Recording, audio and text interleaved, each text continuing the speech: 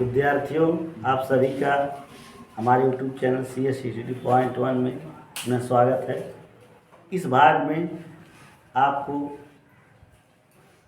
परमाणु मॉडल के संबंध में समझाएंगे। पिछले वीडियो में परमाणु मॉडल क्या है, जो आपको परमाणु क्या है उसके बारे में समझाए, और जे थॉम्सन का परमाणु मॉडल क्या है उसको समझाएं। अब इस भाग में आपको बताएंगे रदरफोर्ड का परमाणु मॉडल, लेकिन उससे पहले आपको रदरफोर्ड का स्वर्ण-पत्र प्रयोग ये समझाएंगे। स्वर्ण-पत्र प्रयोग के बाद में रदरफोर्ड ने अपना परमाणु मॉडल प्रस्तुत किया, जिसमें जो थॉम्सन के परमाणु मॉडल में कुछ जो दोष थे उसका निवारण करते हुए इन्होंने अपने मॉडल को प्रस्तुत किया। अपने परमाणु मॉडल को प्रस्तुत करने से पहले इन्होंने स्वर्ण-पत्र प्रयोग किया, यानी स्वर्ण के पतले पत्र पर अल्फा कणों का आघात कराया, और उसके फलस्वरूप जो इनको रिजल्ट प्राप्त हुआ, जो परिणाम प्राप्त हुआ, उसकी विस्तृत व्याख्या की, और उसके आधार पर इन्होंने अपना परमाणु मॉडल प्रस्तुत किया। तो पहले आप इस भाग में समझेंगे रदरफोर्ड का स्वर्ण-पत्र प्रयोग, जो कि क्लास 9 से लेकर के फर्स्ट ईयर, सेकंड ईयर और कंपटीशन तथा अनेक प्रतियोगी परीक्षाओं में अनिवार्य है। तो ये बहुत ही महत्वपूर्ण टॉपिक है, बहुत ही रुचिकर इंटरेस्टेड चैप्टर है। इसको आप समझेंगे, अंत तक देखिए इसको। तो रदरफोर्ड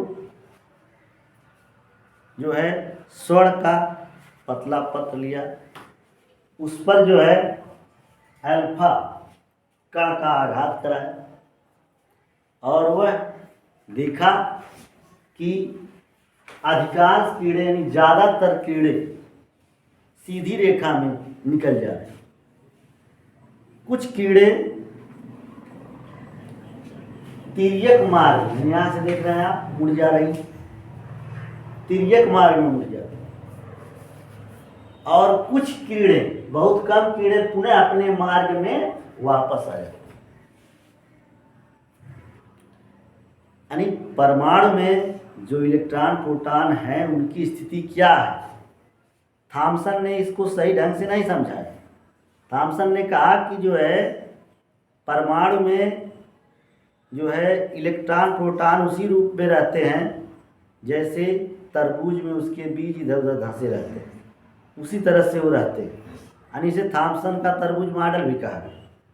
तो यानी उन्होंने सही स्थायित्व तो नहीं बताया कि कहाँ पर प्रोटॉन होते हैं, कहाँ पर इलेक्ट्रॉन, लेकिन रदरफोर्ड के स्वर्ण-पत्र प्रयोग से यह स्पष्ट हो गया कि कितना क्षेत्र जो है धनावेशित है, कहाँ पर प्रोटॉन पाए जाते हैं। तो इन्होंने स्वर्ण के पतले पत्र पर, परमाणु पर अल्फा कणों का आघात कराया, और देखा कि अधिकांश कीड़े सीधी रेखा में निकल गए, और कुछ कीड़े तिर्यक मार्ग में टेढ़ी मुड़ गई, और कुछ कीड़े जो है पुनः अपने मार्ग में वापस गए। इन्होंने अपने प्रयोग में यह देखा, और इस प्रयोग के आधार पर उन्होंने क्या निष्कर्ष निकाला। इस अपने प्रयोग में जो उनको सफलता प्राप्त हुई, जो उसका निरीक्षण करने पर इनको जो है मिला, जो वह क्या हुआ, क्या इन्होंने सोचा, किस तरह से व्याख्या किया। तो इसका जो निष्कर्ष निकला रदरफोर्ड के स्वर्ण-पत्र प्रयोग का, उस निष्कर्ष को भी पूछा जाता है परीक्षा में। तो क्या निष्कर्ष प्राप्त हुआ, तो निष्कर्ष ये मिला इनको, अधिकांश कीड़े सीधी रेखा में निकल जाने से इन्होंने अनुमान लगाया कि परमाणु का अधिकांश भाग खोखला होता है। रदरफोर्ड ने जब स्वर्ण-पत्र प्रयोग किया, अल्फा कण का आघात कराया, तो देखा कि अधिकांश कीड़े सीधी रेखा में निकल जा रहे हैं। सीधी रेखा में निकल जाने से इन्होंने अनुमान लगाया कि परमाणु का अधिकांश भाग खोखला होता है। ठीक है।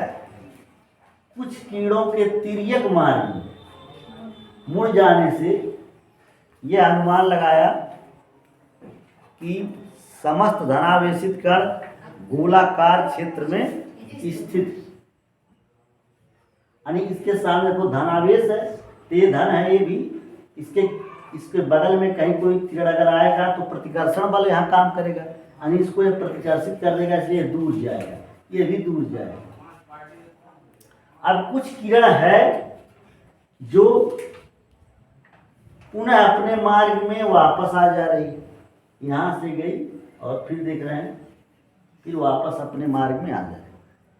इससे उन्होंने अनुमान लगाया कि समस्त धनावेशित कण अति सूक्ष्म क्षेत्र में तथा गोलाकार भाग में स्थित है। यानी यहाँ पर इसके सामने जो किरण आएगी, क्योंकि धनावेश एकदम सामने आ जाएगा, तो इस किरण को क्या करेगी, ये क्या करेगा, ये परावर्तित कर देगा, वापस कर देगा सीधे, यानी ये प्रतिकर्षित करेगा तो यहाँ सीधे अपने मार्ग में पुनः ये वापस चली जाएगी। तो इन्होंने निष्कर्ष निकाला कि समस्त धनावेशित कण क्या है, अति सूक्ष्म क्षेत्र में स्थित है, छोटे क्षेत्र में स्थित, यानी इधर उधर नहीं है बल्कि छोटे क्षेत्र में स्थित है। इसी को नाभिक नाम दिया। क्या नाम दिया गया, नाभिक। नाभिक की परिभाषा है परमाणु में वह सूक्ष्मतम क्षेत्र जहाँ पर समस्त धनावेशित कण उपस्थित रहते हैं, नाभिक या केंद्रक कहलाता है, सेंटर कहलाता है। ठीक है। तो रदरफोर्ड नामक वैज्ञानिक, इसका एक बार फिर रिवाइज हम कर रहे हैं, रिवीजन। रदरफोर्ड नामक वैज्ञानिक स्वर्ण के पतले पत्र पर अल्फा कणों का आघात कराया या बमबारी कराया, जिससे देखा कि अधिकांश कीड़े सीधी रेखा में निकल जाते, कुछ कीड़े तिर्यक मार्ग में निकल जाते और कुछ कीड़े पुनः अपने मार्ग में वापस आ जाते। इसके फलस्वरूप, अपने प्रयोग के फलस्वरूप उन्होंने निष्कर्ष निकाला। क्या निष्कर्ष निकाला कि अधिकांश कीड़े सीधी रेखा में निकल गए। उससे इन्होंने अनुमान लगाया कि परमाणु का अधिकांश भाग खोखला होता है और कुछ कीड़ों के तिर्यक मार्ग में मुड़ जाने से ये इन्होंने समझाया कि जो धनावेशित कण है गोलाकार भाग में स्थित है, यानी इसके समीप किनारे कहीं अगर ये आते हैं धनावेशित कण, तो धन ये भी है, धन ये भी है, तो प्रतिकर्षण बल कार्य करेगा, तो इसे जो है प्रतिकर्षित करेगा, दूर जाएंगे। और कुछ कीड़े उन्हें अपने मार्ग में वापस आ जाने से अनुमान लगाया कि समस्त धनावेशित कण छोटे से छोटे क्षेत्र में स्थित है, क्योंकि इसके सामने जो किरण आई बहुत कम ही किरण वापस गई। इससे पता चला कि जो ये धनावेशित कण है एकदम छोटे क्षेत्र में, गोलाकार क्षेत्र में स्थित है। तो इस प्रकार परमाणु के वास्तविकता का, यानी परमाणु में धनावेश ऋणावेश कैसे होते हैं, कहाँ होते हैं, इसका ज्ञान इन्होंने अपने स्वर्णपत्र प्रयोग के आधार पर दिया और इसके आधार पर अपना ये परमाणु मॉडल प्रस्तुत किया। तो रदरफोर्ड का स्वर्णपत्र प्रयोग ये बहुत ही महत्वपूर्ण है। अब इसके आधार पर इन्होंने अपना जो स्वयं का परमाणु मॉडल प्रस्तुत किया, इसको आपको समझाएंगे नेक्स्ट वीडियो में। तब तक के लिए आप, जय हिंद आपके लिए। और आपसे आग्रह है कि आप जो है वीडियो को वॉच करें और नए हैं तो सब्सक्राइब करें, शेयर करें। आप ही हमारे प्रेरणा स्रोत हैं।